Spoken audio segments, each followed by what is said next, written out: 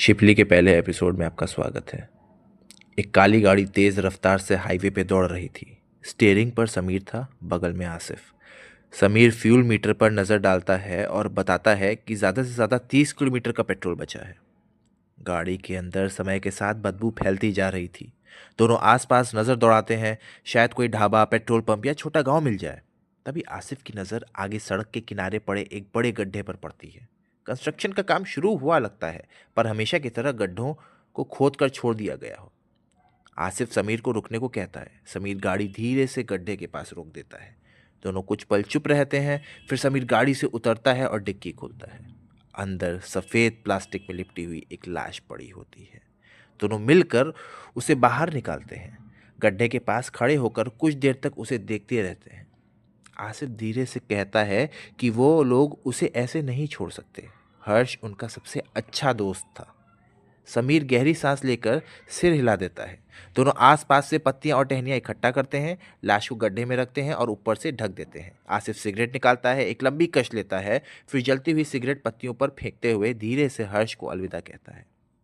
दोनों कुछ पल चुप खड़े रहते हैं, फिर वापस गाड़ी में बैठ जाते हैं। इंजन स्टार्ट होता है, काली गाड़ी फिर से हाईवे की तरफ दौड़ पड़ती है। सूरज लगभग डूब चुका था, अब बस कुछ मिनट की रोशनी ही बची थी। दूर उन्हें एक ढाबा दिखाई देता है। समीर गाड़ी को ढाबे के पीछे ले जाकर खड़ी कर देता है ताकि हाईवे से किसी को दिखाई न दे।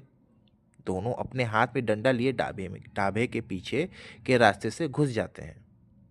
दोनों दोनों अपने हाथ में डंडा लिए ढाबे में पीछे के रास्ते से घुस जाते हैं, पर अंदर सब कुछ काली था।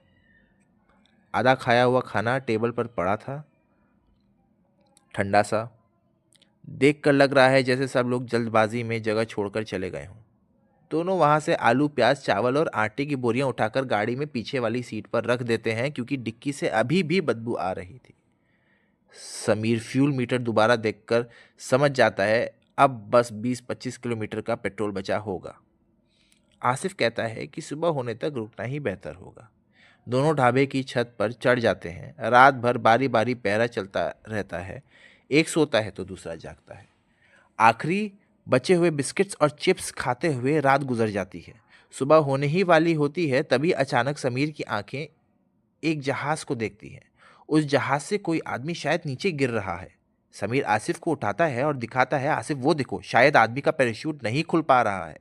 दोनों डरी हुई निगाहों से उसे देख रहे होते हैं, जैसे कि आदमी बहुत दूर जमीन पर गिरता है। एक बहुत बड़ा धमाका होता है, इतना बड़ा धमाका कि काला धुआं और मलबा आसमान में जाता है।